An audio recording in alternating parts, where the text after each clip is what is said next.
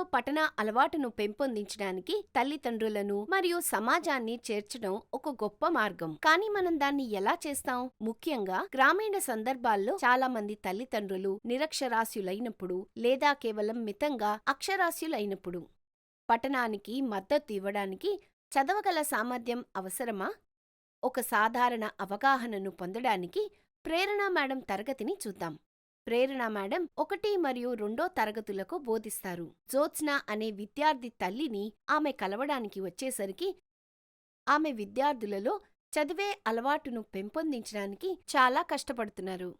జ్యోత్స్న చాలా బాగా చదువుతుందని మరియు అడిగినప్పుడు ఆమె పుస్తకం గురించి ప్రతిదీ చక్కగా నిర్మాణాత్మకంగా చెప్తుందని మీకు తెలియచేయటానికి నేను సంతోషిస్తున్నాను.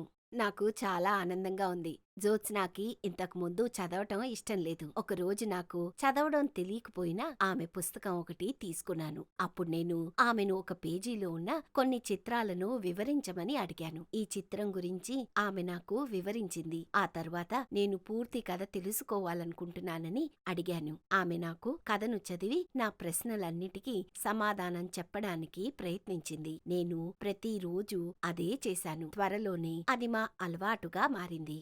ఇది ప్రేరణ మేడంకి ఒక ఆలోచనిచ్చింది మరియు ఆమె జ్యోత్స్నా తల్లిని వారానికి 1 లేదా 2 సార్లు తరగతికి రమ్మని చెప్పారు. బుధవారం తల్లి తరగతికి వచ్చినప్పుడు ప్రేరణ మేడం జ్యోత్స్నా తల్లికి కథలు వినడం అంటే చాలా ఇష్టం కాబట్టి మీకు ఇష్టమైన కథను చదవగలరా అని విద్యార్థులను అడిగారు. పలువురు విద్యార్థులు స్వచ్ఛందంగా ముందుకొచ్చారు. కొన్ని రోజుల తర్వాత ప్రేరణ మేడం మరికొంతమంది తల్లిదండ్రులను తరగతికి ఆహ్వానించారు. తల్లిదండ్రుల ప్రమేయం విద్యార్థులను కథలు చదవటానికి ఎలా ప్రేరేపిస్తుందో వివరించిన తరువాత తరగతి మరియు ఇంటిలో తమను తాము పాలు పంచుకోవాలని ఇతరులను ఆమె కోరారు. ఈ ప్రక్రియలో తల్లిదండ్రులు వారికి చదవడం తెలిసినా తెలియకపోయినా సహకరించగలరని కూడా ఆమె వివరించారు. తల్లిదండ్రులు తమను తాము చిన్న సమూహాలుగా విభజించారు మరియు వారంలో ప్రతిరోజును ఒకరికొకరు కేటాయించారు. శనివారం అందరూ కలిసి చదివే రోజుగా ఉండాలని నిర్ణయించుకున్నారు.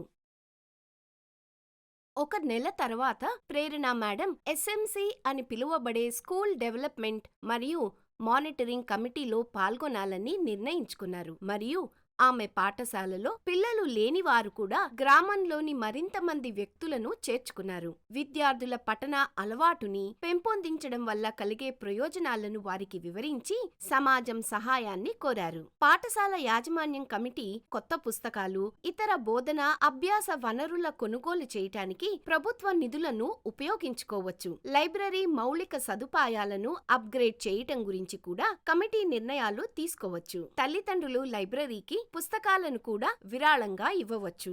తరువాత ప్రేరణ మేడం సంఘం పఠనం మరియు జ్ఞానాన్ని పంచే కార్యక్రమాలను నిర్వహించడం ప్రారంభించింది. కమ్యూనిటీ సభ్యులు విద్యార్థులకు తోటపని, కుండలు, చెక్కపని మొదలైన స్థానిక కళారూపాలను బోధించడం ప్రారంభించారు. ఈ కథ మన పిల్లలను మరింత చదవడానికి సహాయం చేయటానికి తల్లిదండ్రులకు చదువు రావటం అవసరం లేదని చెబుతోంది. సమర్థవంతమైన పఠనం కోసం గుర్తుంచుకోవాల్సిన కొన్ని దశలు ఇక్కడ ఉన్నాయి. మొత్తం మీద కమ్యూనిటీ మరియు పేరెంట్ ఎంగేజ్మెంట్ పిల్లలు చదవడం పట్ల ఆకర్షించేలా చేయడంలో అద్భుతాలు చేయగలవు. ఇప్పుడు ఈ రోజు మనం నేర్చుకున్న వాటిని శీఘ్రంగా పరిశీలిద్దాం.